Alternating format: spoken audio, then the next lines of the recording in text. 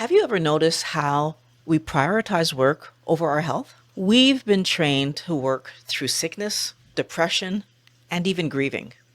But if we're feeling sad, tired, or bored in our free time, we're allowed to quit our diet and eat junk food just to feel better.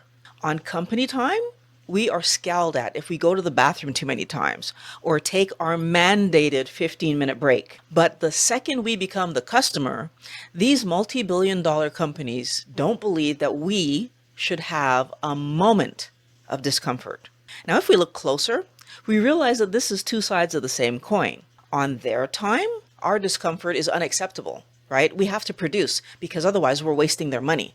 But on our time, we are told we must prioritize pleasure. Eat the fun treats, have a few drinks, scroll social media, all things that get the money.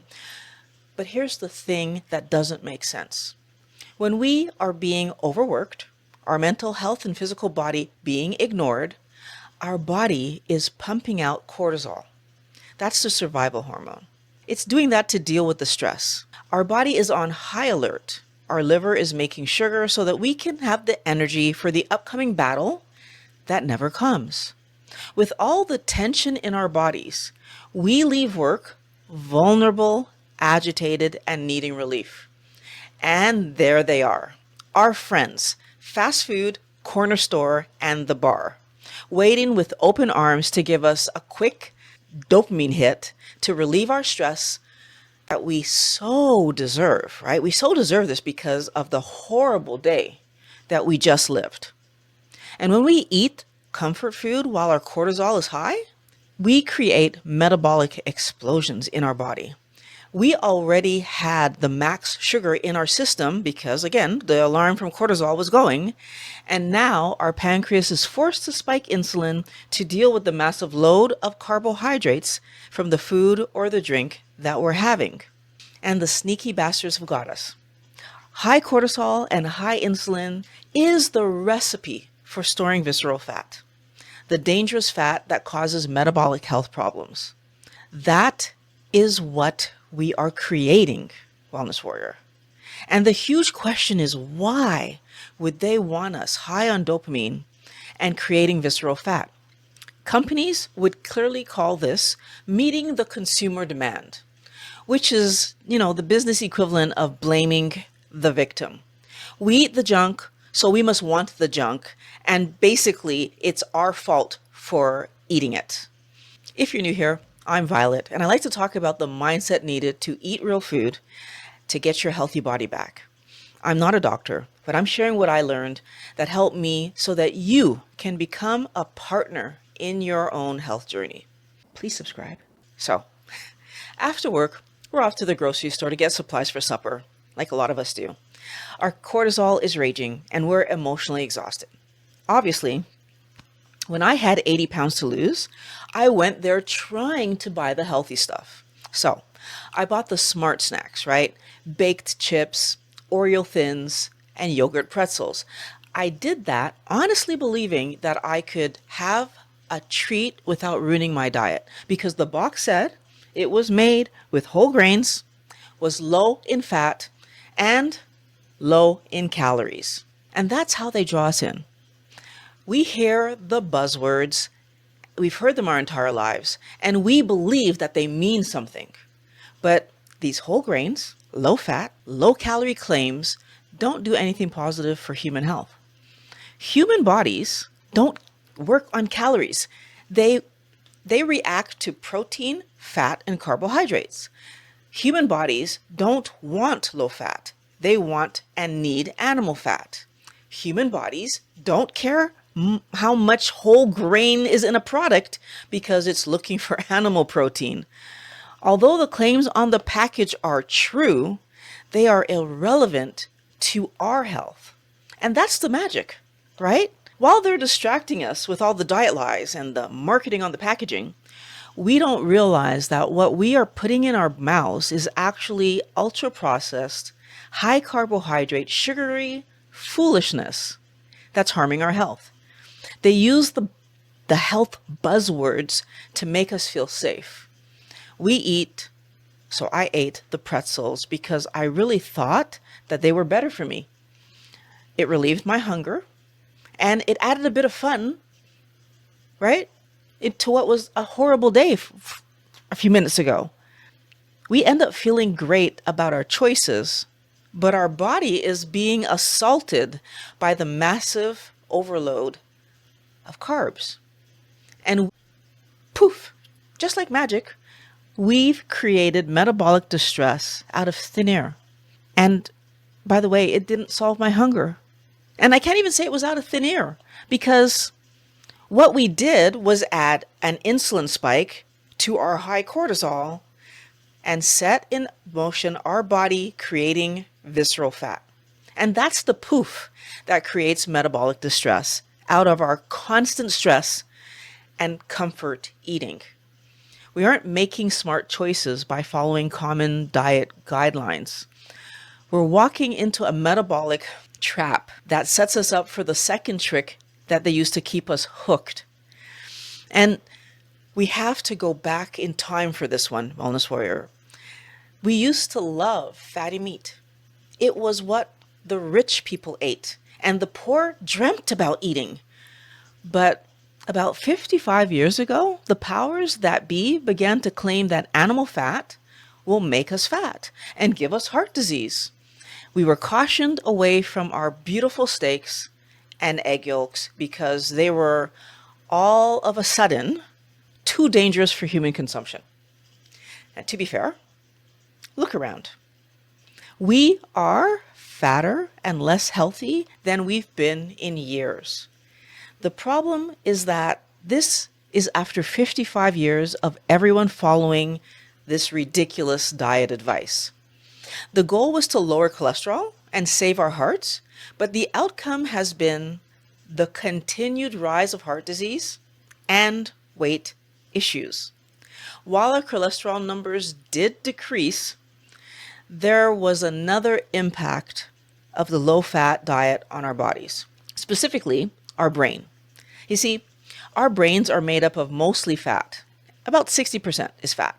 And our brain and our body need both fat and cholesterol desperately to function. Cholesterol is actually the building block of our hormones, including the hormones that help us to handle stress and regulate our mood, as a matter of fact, right?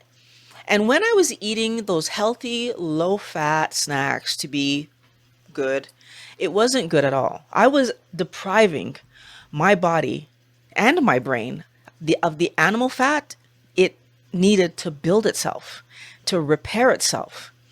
I was removing my body's ability to make the hormones to help me deal with my day. This trick kept me chemically prone to anxiety, brain fog, burnout, depression, and so many other things. That feeling that I'm overreacting to everything, the feeling that life is falling apart.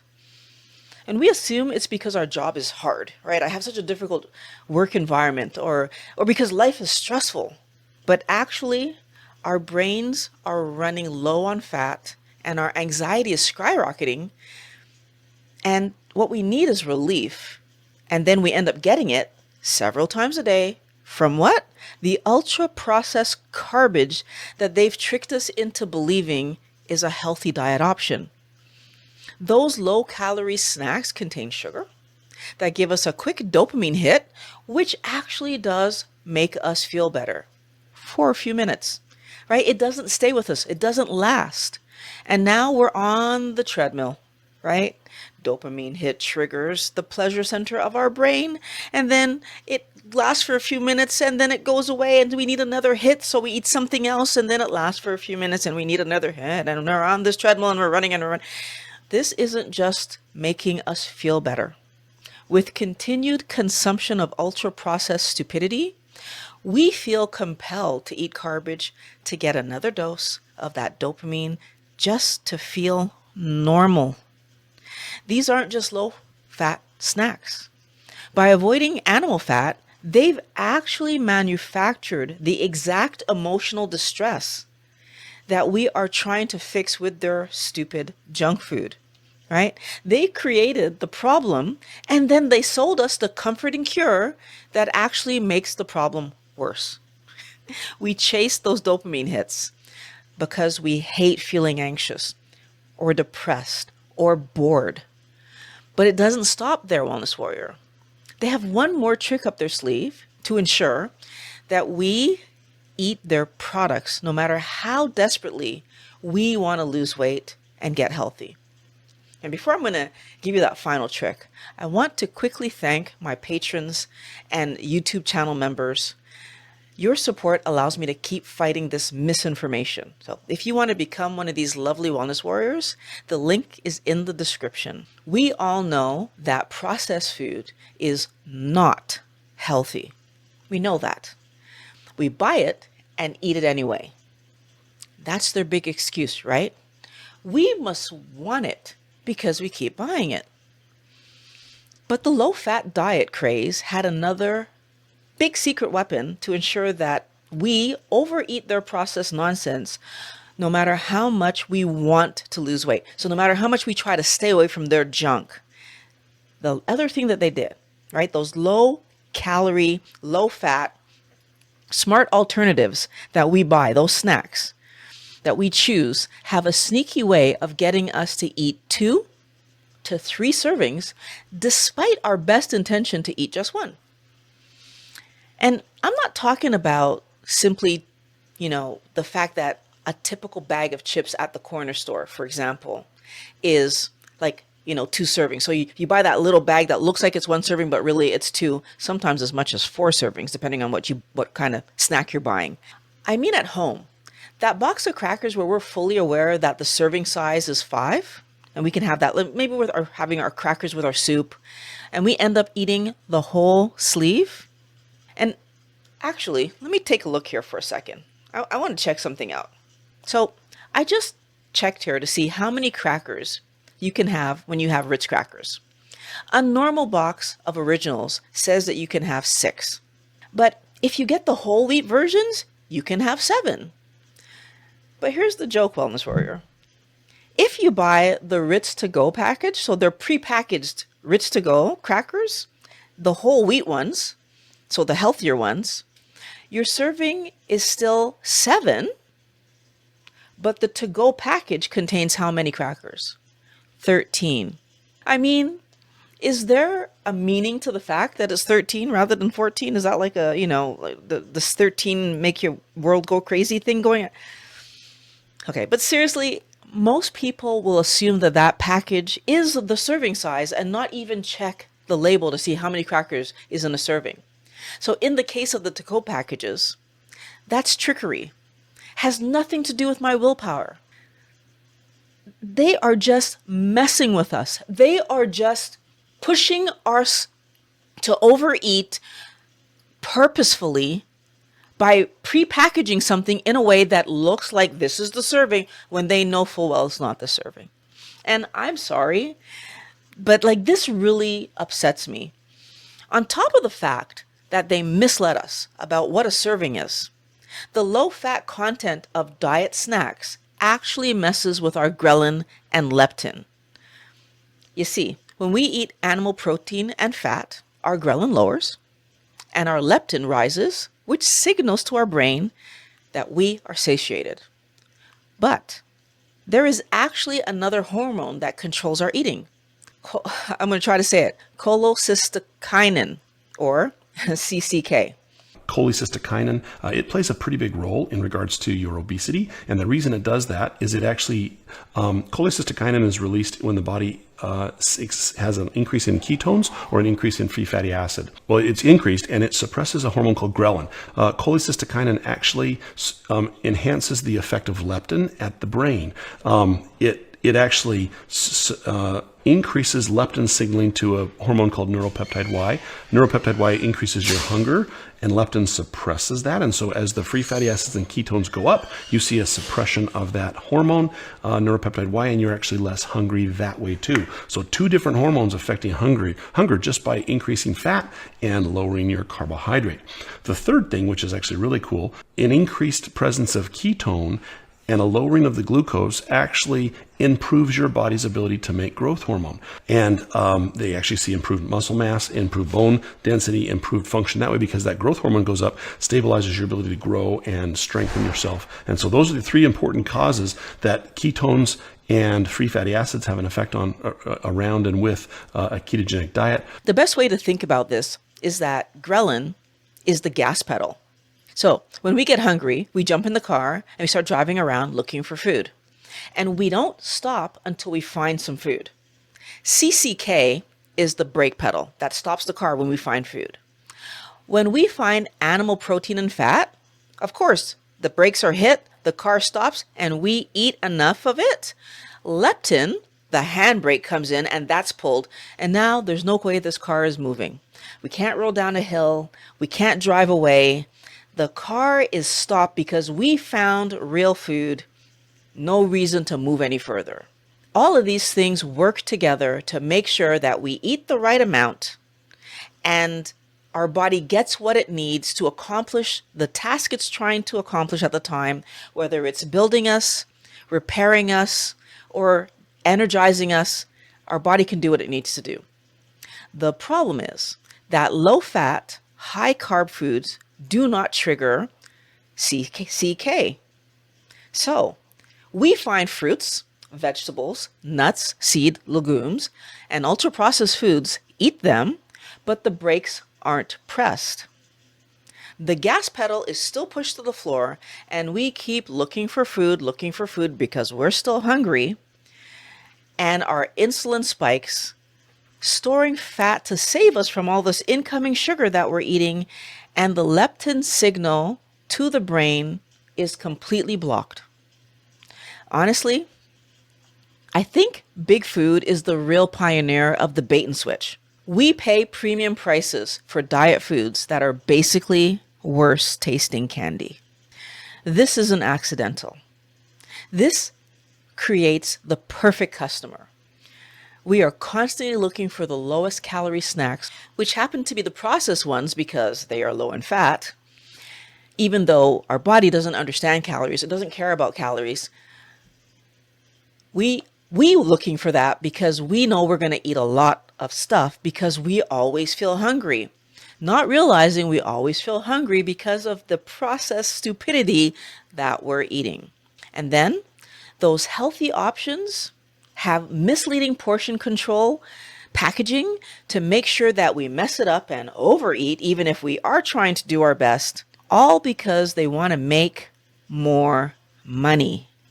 The most important thing that you're going to do to make sure that you get your health back is step on the brake.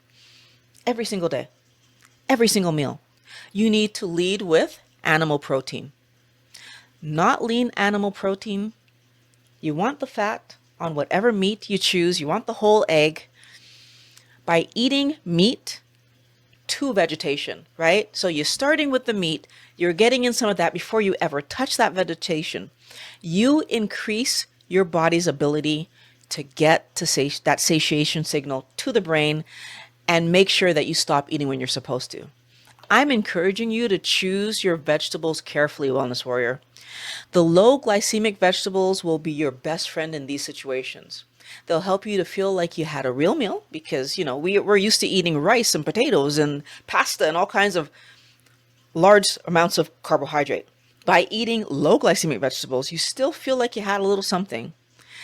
And you're going to feel like you had that real meal until you figure out how much meat you actually can eat that's going to get your body where it wants to go. And you can put down or eat much less carbohydrate to the point maybe that you actually end up putting it down, like I did. I don't eat vegetation anymore. I've completely eliminated it from my diet because it's not necessary. Our body makes all the carbohydrates that we ever need. And I can tell you, I was surprised how eating more animal protein and fat has helped me to stay at my goal weight. I eat more now and I'm staying at goal weight.